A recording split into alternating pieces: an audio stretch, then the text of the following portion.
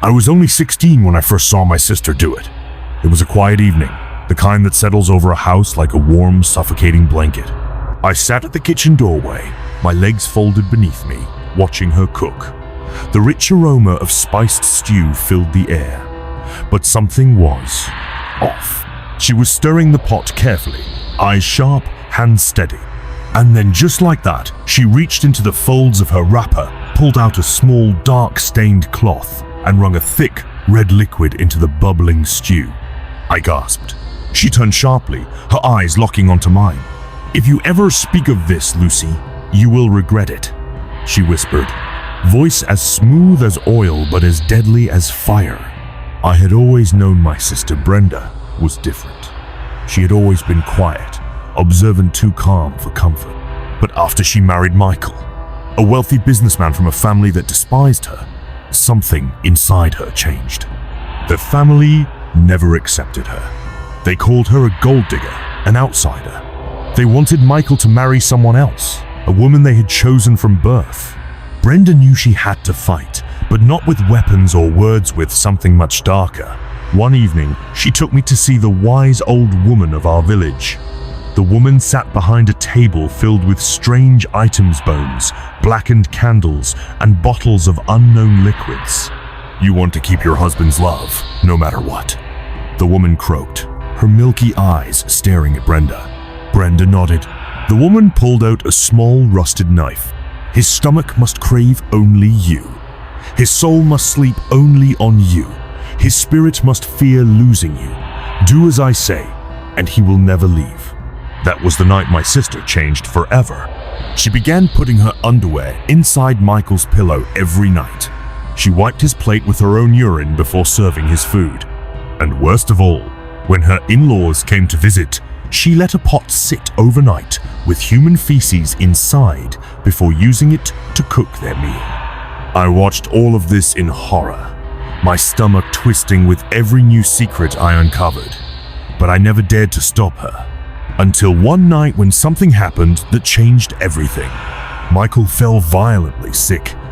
His skin turned pale, his body trembled, and he woke up screaming in the middle of the night, calling out a name neither of us recognized.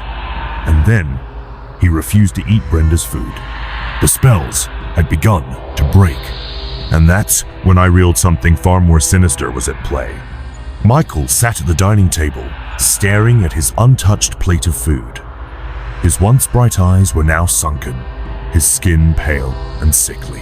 For the first time since their marriage, he refused to eat Brenda's cooking.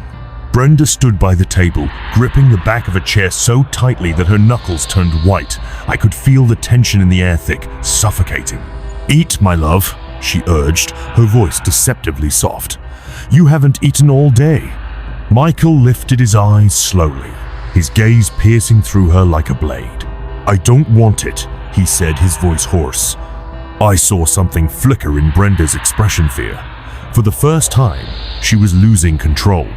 That night, I lay awake in my room, listening to the muffled whispers from my sister's bedroom. Michael was tossing and turning in his sleep, his breath coming in ragged gasps. Then, suddenly, a blood-curdling scream. I jumped up, my heart hammering against my ribs. Brenda came running out of the room, her face pale as death. "Lucy," she whispered, gripping my arm. Her hands were ice cold. "Something is wrong with Michael." We rushed back inside. Michael was sitting upright in bed, his eyes wide, his entire body drenched in sweat.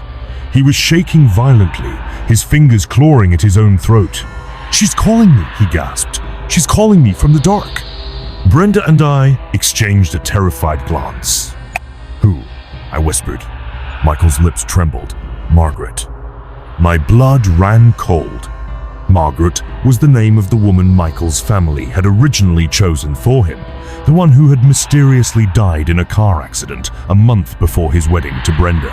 I turned to my sister, expecting to see shock on her face. Instead, I saw something else. Guilt. My breath hitched. "Brenda, what did you do?" She didn't answer, but I already knew. The charms, the blood, the urine, the cursed food, it had all been working. But now, Something stronger had come for her, something that didn't belong to the world of the living. Margaret. And she was coming for revenge. The room turned ice cold. The air was thick with something unseen but heavy, pressing against my chest like unseen hands. Michael sat on the bed, his body shaking violently. His lips moved, but his voice was barely above a whisper. She's here. She's watching. Brenda's hands clenched into fists. Shut up, Michael! You're just sick! Stop saying nonsense! But I saw at the flicker of pure terror in her eyes. A sudden gust of wind slammed the bedroom door shut. The candlelight flickered wildly before going out, plunging us into darkness. Then we heard it. A faint, wheezing laugh. Low, guttural. Not human. I felt my blood freeze in my veins. My breath caught in my throat as I turned toward the window. The curtains swayed as if someone had just walked past them. Thena whisper. Brenda, did you think I would stay dead? Brenda shrieked and stumbled backward, knocking over a table. The lamp crashed to the floor, shattering into pieces. Michael clutched his head and screamed, She won't leave me alone! She's in my dreams! She's in my food! She's inside me! I rushed to him, grabbing his shoulders. Michael, what are you talking about? His body convulsed, and suddenly, his mouth twisted into a greener grin that was not his. You should ask your sister, he said, his voice distorted. Two voices spoke at once, his and someone else's. Brenda screamed, No! Stop! But Michael, or whatever was inside him, laughed, eyes rolling back. You thought your charms would protect you, the eerie voice taunted. You killed me, Brenda. You stole what was mine, and now you will pay. Brenda collapsed to her knees, sobbing uncontrollably. I didn't mean to. I just wanted to keep him. Michael's body jerked violently before he threw up black bile. The smell of rotting flesh filled the room. I staggered back, choking on the stench. And then we saw her. Standing in the corner, shrouded in darkness, was Margaret. Her face was a decayed mockery of what it once was. Her hollow eyes locked onto my sister. She took a slow, dragging step forward. Now, Brenda, she rasped. It's your turn to suffer.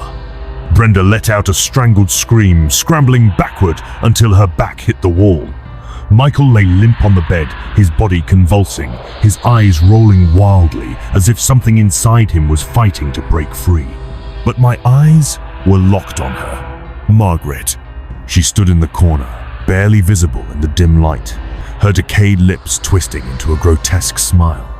The air smelled of death and something worse, a revenge. I wanted to run. Every instinct in my body screamed at me to flee, to leave my sister behind, to escape before it was too late. But I couldn't move. My feet felt rooted to the ground, frozen in place by an unseen force. Margaret took another step forward.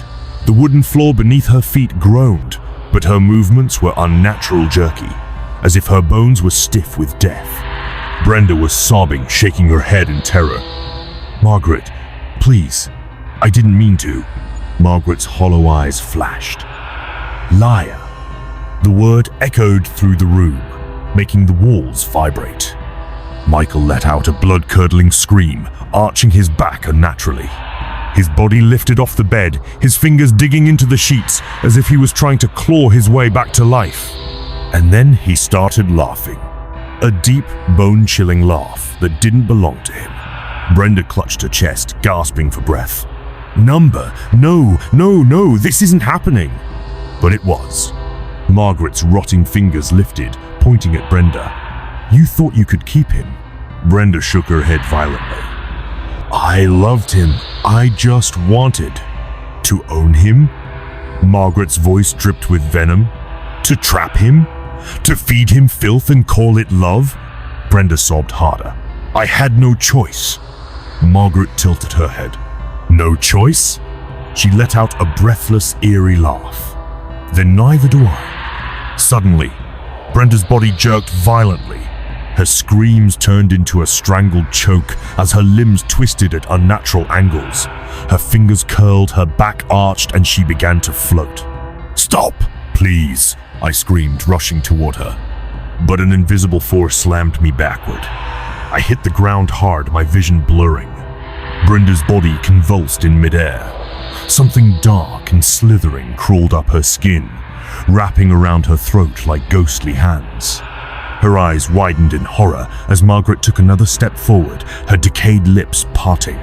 "You stole my life." The air in the room turned suffocating. The walls trembled, the lights flickered. And then, Brenda let out a piercing scream that shook the entire house. Her body snapped forward, and she collapsed to the ground. Motionless. Silence. The air grew still. The darkness that had filled the room slowly faded. Margaret was gone. Michael's body went limp. His breathing slowed. I crawled toward Brenda, my hands shaking. She wasn't moving. I turned her over. Her eyes were wide open, her face frozen in horror. I pressed a trembling hand to her chest. No heartbeat. Brenda was dead. And just when I thought the nightmare was over, her lips twitched. Her eyes snapped toward me.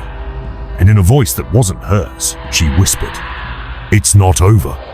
The silence in the room felt suffocating. I couldn't breathe.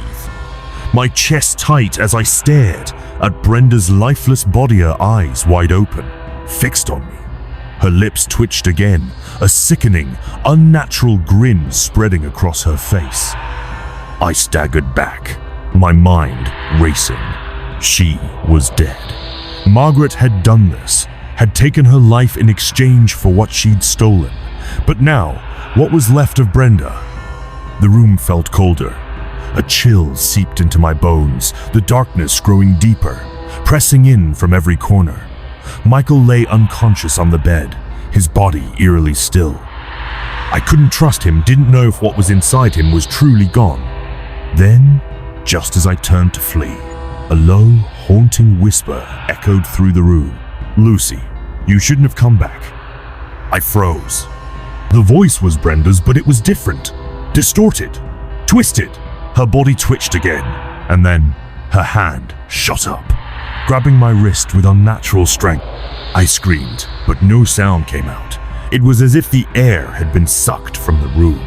Her grip tightened, cold and unyielding, and I could feel a strange energy pulsing through her fingers, something dark and ancient. I tried to pull away, but it was like trying to break free from chains. "Brenda," I gasped. "What is happening?" Her lips parted in that sickening smile again. "You should have stayed away, but now you're part of it too." My heart pounded. I knew something had gone terribly wrong. The blood rituals, the curses. Brenda had opened a door that shouldn't have been touched, and now there was no going back. I managed to pry her hand off my wrist, my breath ragged as I stumbled backward. Her eyes followed me, but it wasn't Brenda looking at me anymore. It was something far worse. Michael suddenly stirred on the bed, his eyes fluttering open, but again his gaze wasn't his own. His mouth twisted into a greener grin that echoed Margaret's, a grin of possession. "You've opened the door, Lucy," Michael's voice growled. But it wasn't Michael anymore. "And now you'll pay the price too." I turned, my legs trembling, and ran for the door. But the instant my hand touched the doorknob, I felt something icy cold press against my back. A hand. I whipped around. Brenda was standing. She was no longer the sister I had known. Her body was contorted, her movements jerky, like a puppet being controlled by invisible string. "You can't escape." The room seemed to close in on me, the walls pressing in like a cage. I tried to fight the fear, tried to gather the strength to scream, but my voice was trapped inside me, stifled by the force of the curse that hung in the air.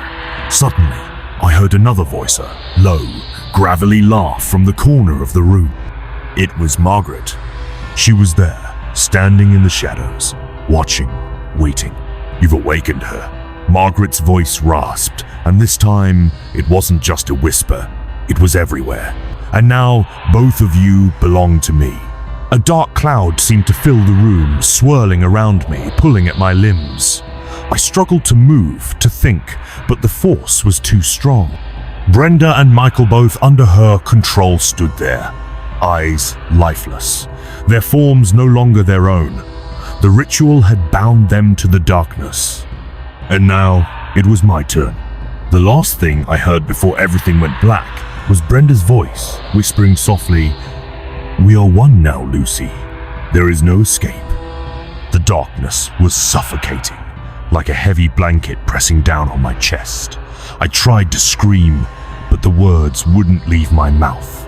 It was as if the very air around me was thick with something unnatural, something suffocating. Then, suddenly, I was falling. I hit the ground hard, but the floor wasn't solid. It felt like I had fallen into a pit of endless blackness. My body was weightless, disoriented, and I couldn't tell up from down.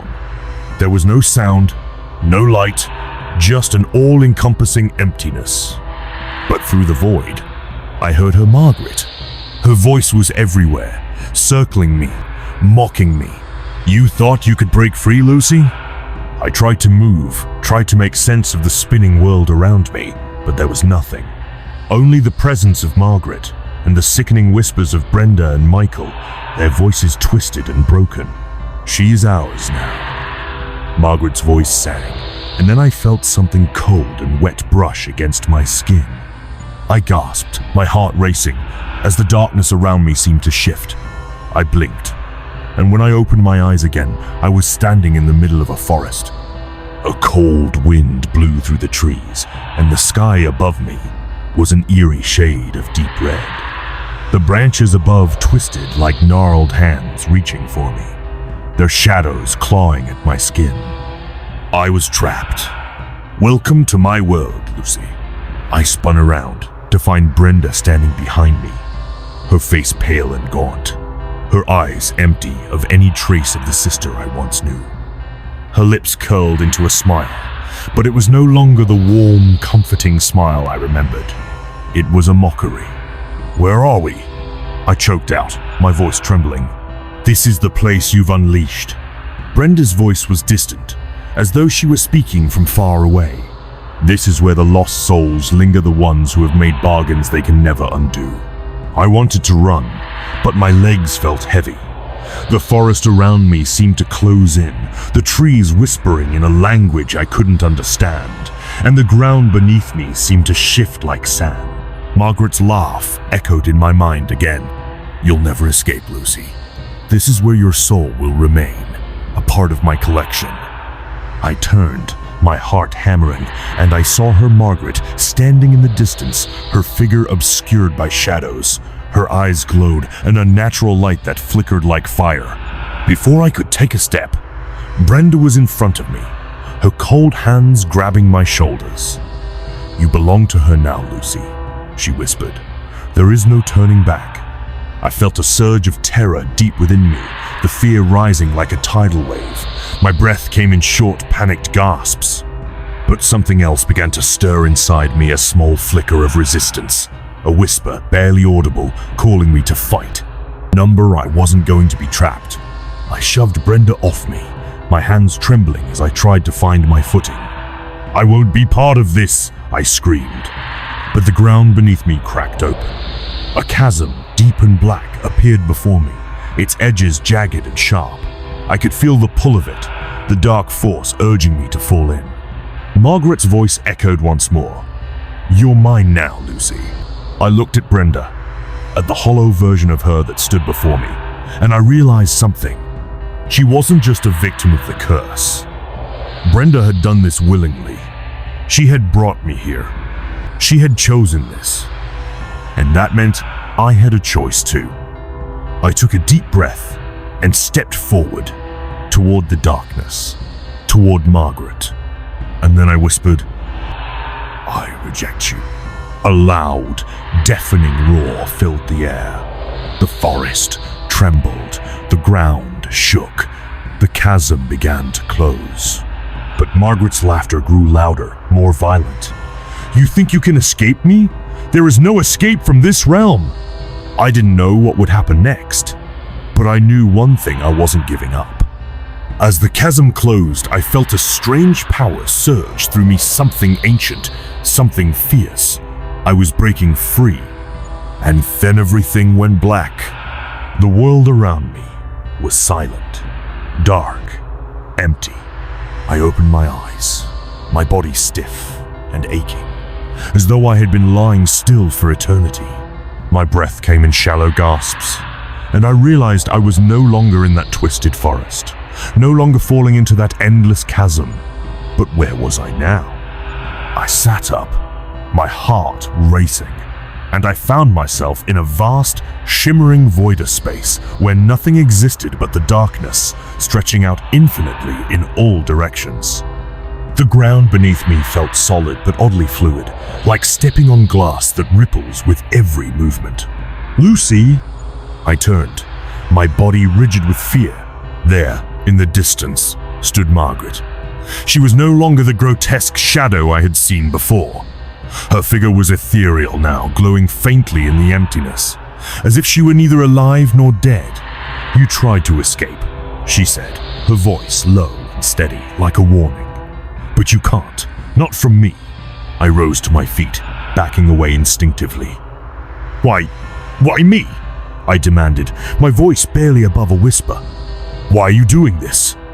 Margaret stepped closer, her movement fluid and unnatural. Her eyes glinted with the same fiery glow, but this time, there was something almost sympathetic in her gaze. "Because, Lucy," she said softly, "you were always meant to be a part of this.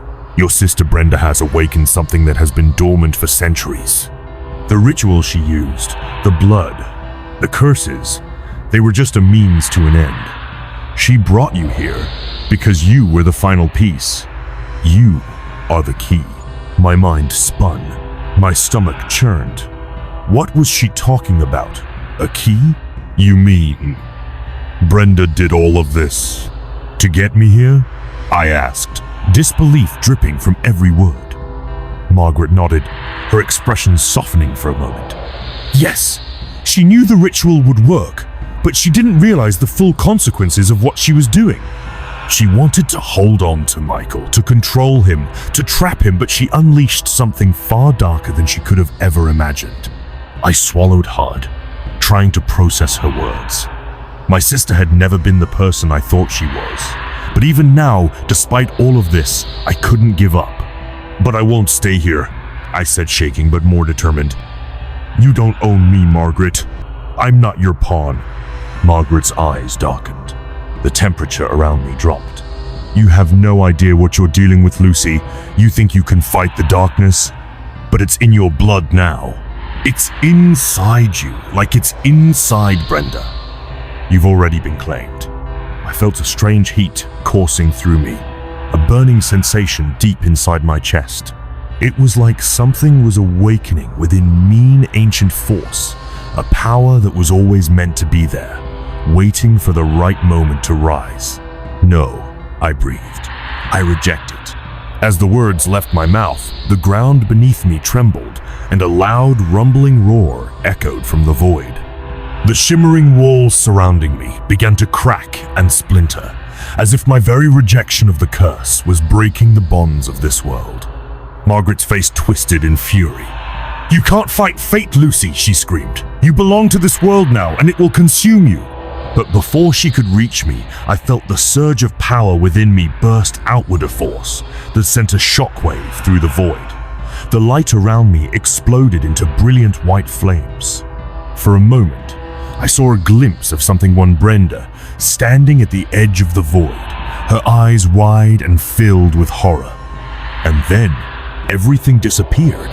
I fell into darkness once more, but this time it was different. I wasn't afraid anymore. The darkness swallowed me whole. But this time, it wasn't the same suffocating blackness. It felt like I was floating, suspended between two realities. I could feel the weight of the world around me, pressing down, yet lifting me up at the same time. Then, a flash of light. I blinked, trying to adjust my eyes, but the brilliance was too intense. It didn't hurt, but it drew me in, pulling me deeper, further from the crushing emptiness I had known. Lucy. The voice was distant but unmistakable. It was Brenda. I turned, my heart pounding. There, standing before me, was my sister. But this wasn't the same woman I had known. Her face was pale, her eyes wide, but there was something otherworldly about her now. "Brenda?" I whispered, taking a cautious step toward her. "Is it really you?" Her lips parted, but it wasn't her voice that answered. She was always meant to return. A low, ominous voice rumbled from the shadows behind her. I froze. From the darkness, a figure emerged, a tall, shadowy figure, cloaked in tattered robes. The very air around it seemed to warp and twist. It was Margaret.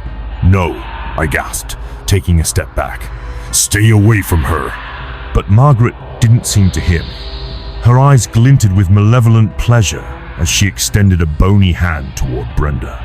"Your sister doesn't understand, Lucy. She never has. She thought she was freeing herself, but what she doesn't know is that she's already bound to me." I turned to Brenda, my heart breaking as I saw the lost look in her eyes. "Brenda, no! You don't have to do this!" But she didn't speak. Her body trembled, and I could see that she was struggling. She was fighting, but the curse that had bound her to Margaret was too powerful. "She was always mine," Margaret crooned, moving closer, her voice like ice. "Now, Lucy, you will join her. You will become part of the eternal darkness that we are." I shook my head, my mind racing. Number, I wouldn't let it happen. I couldn't let my sister's soul be trapped in this hell forever. With a surge of desperate energy, I grabbed Brenda's arm, trying to pull her away from Margaret. But the second my fingers touched her, a shock of cold ran through me, paralyzing me in place. Margaret laughed, a twisted, sinister sound that reverberated through the air. "You think you can save her? You think you can break this curse? There is no way out, Lucy. Not for you. Not for Brenda." But as she spoke, I felt a small flicker of warmth in the depth of my chest. A voice, a whisper, "You are stronger than you know." I closed my eyes, letting the words wash over me. The warmth spread, filling me from within, and I realized what I had to do. The power that had been dormant inside me wasn't just the curse. It was the key to breaking it. I took a deep breath, focusing all my energy on the force that surged through me. "Brenda," I said, my voice steady, "I will save you."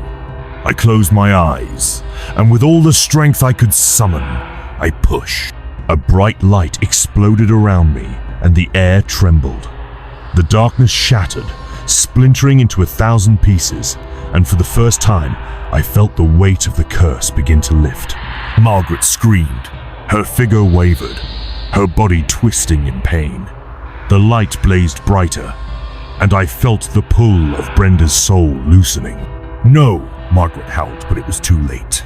The light surged, and with one final burst, everything snapped. The void disappeared.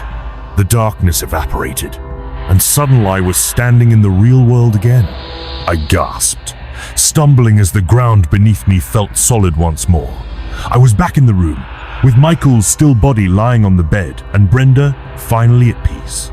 I collapsed to the floor, breathing heavily, feeling the weight of everything I had just experienced. But then, Brenda stirred. Her eyes fluttered open, and I rushed to her side. "Brenda? Are you?" She blinked, disoriented, but her gaze cleared when she saw me. "Lucy," she whispered, her voice trembling. "Is it over?" I nodded, my heart swelling with relief. "Yes, it's over." Brenda's eyes softened. "I'm so sorry. I didn't know what I was doing." I took her hand, squeezing it tightly. "It's okay. We're free now." As the darkness that had held us captive melted away, I knew something deep within me had changed. We had faced the curse together, and now we had broken it.